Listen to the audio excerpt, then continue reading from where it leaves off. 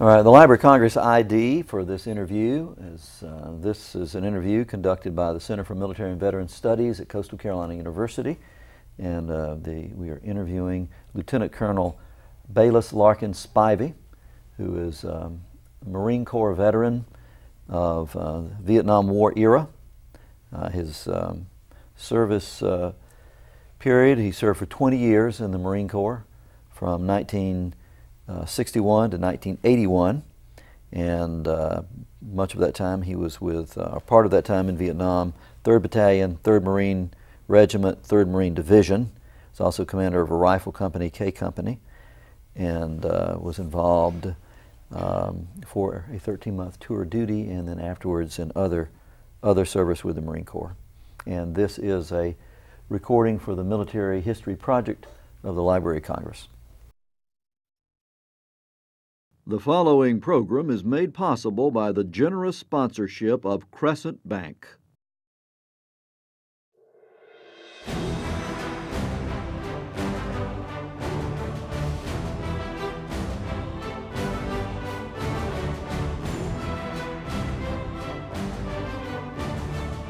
From the campus of Coastal Carolina University, the Center for Military and Veteran Studies is pleased to present Military Memoirs.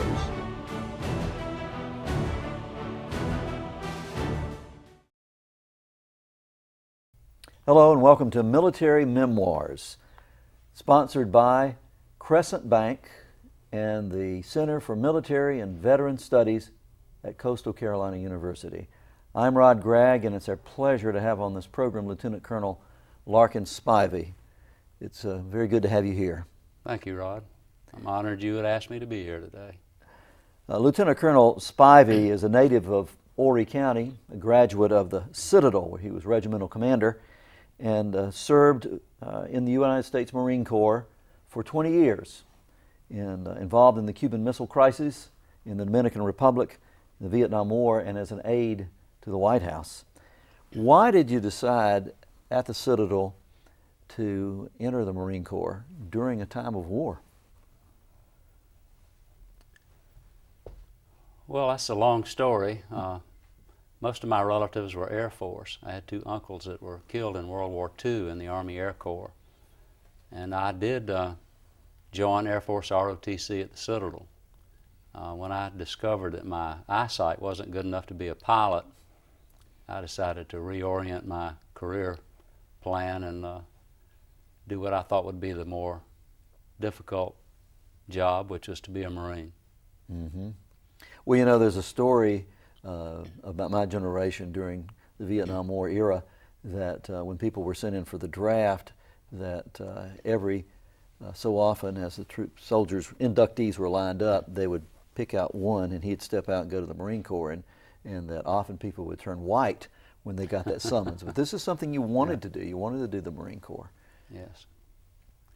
I did not go in to be a career officer at the time, but after I'd been in for a few years, I knew that's what I wanted to do. So I became a regular officer and did stay in. Mm-hmm. So you went in what year? 1961. And you did your boot camp where? Well, officers train at Quantico. Mm-hmm. OCS was there over 2 summers while I was a cadet at the Citadel, and then officer training was at the basic school at Quantico, 6-month program, right after going in. So you did the equivalent of boot camp at the Citadel, and then the officers program with the Marine Corps. Right. What was Quantico like? Well, it was rough. At the time, the purpose of OCS at Quantico was to weed out college aspirants who thought they wanted to be Marines. Mm-hmm. And so the program was designed to test your fortitude. They did that through a series of forced marches which weren't physically impossible in themselves, but they were a true test of your motivation to finish. Mm-hmm. And so that was the purpose of the program, and it was a lot different from boot camp where your average recruit was expected to finish the program. But at OCS, they did not expect you to finish the program. And what was your rank when you finished at Quantico?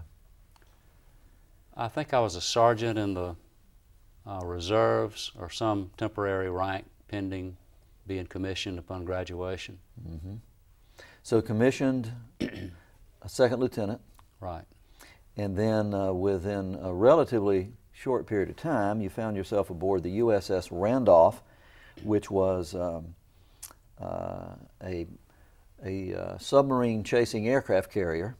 Right. And you're in the middle of what was almost the Third World War, the Cuban Missile Crisis. How did you get there, and what happened?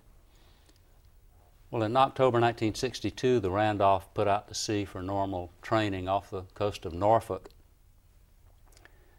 And suddenly the crisis started, and we steamed south and were assigned a position in the Cuban blockade.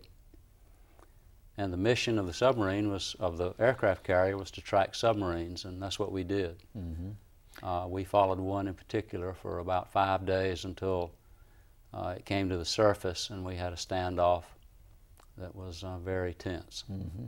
Well, and the background on that is that during the Kennedy administration, it was discovered that the Soviet Union had assisted the Cubans in establishing nuclear missile sites in Cuba, which are basically 90 miles off the American shore, and that became a confrontation as the United States, under President Kennedy, required the Soviets to back off and remove the missiles. And so there was a real confrontation for a while, and a blockade was put around Cuba, and the Soviets were sending ships supposedly with more missiles in, and so there was a real standoff. And those of us who were around then, and I was very young, but I remember the national tension and the feeling that any day this could erupt into a Third World War, which it could have, I guess. From your position in uniform, you probably saw that. Well, I think we did come close to World War III at that time. People in Washington that knew what were going on were evacuating Washington. That was revealed after the crisis was over. People who had to maintain control as a point of safety were removed from the capital. Right. Families were evacuating and leaving, and documents were being burned in embassies and that sort of thing. It was right down to a real possibility of a nuclear war. Mm-hmm.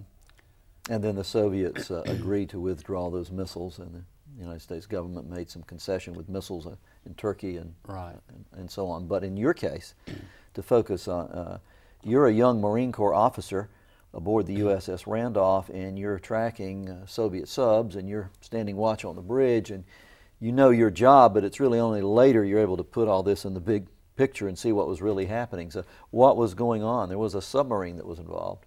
Right. We tracked the submarine, and part of the Cold War cat and mouse game of the time is our anti-submarine forces would track Soviet submarines, and if they would come to the surface, they had lost the little game. Well, this time it was no game. We were tracking the submarine, and finally he did come to the surface after days of snorkeling and depleting oxygen supplies. And so at that time we took a lot of pictures and continued to follow the submarine for another week or so until the crisis was over. Mm-hmm. A few years ago I learned that conditions on that submarine were pretty tense, since they had gone without oxygen and with 130-degree temperatures and no communication for day after day. Soviet submarine. The Soviet submarine, underwater. And we learned that they had, at that time, had a nuclear torpedo, which was their main weapon, which the commander of the sub at that time armed, ordered, and prepared to fire. And we would have been the target, and that would have been the start of World War III. Mm-hmm. Fortunately, cooler heads seemed to prevail, and they didn't fire their weapon. Instead, they surfaced and more or less took their lives in their hands by coming to the surface and to see what was happening. They didn't know if the war had started or what. Mm-hmm. And fortunately for them and us, it was a peaceful conclusion to that event. That happened on Saturday, October 27th, 1962, the same day that the Soviets shot down a U-2 reconnaissance aircraft over Cuba. And on that day, the tension was at its utmost in the White House.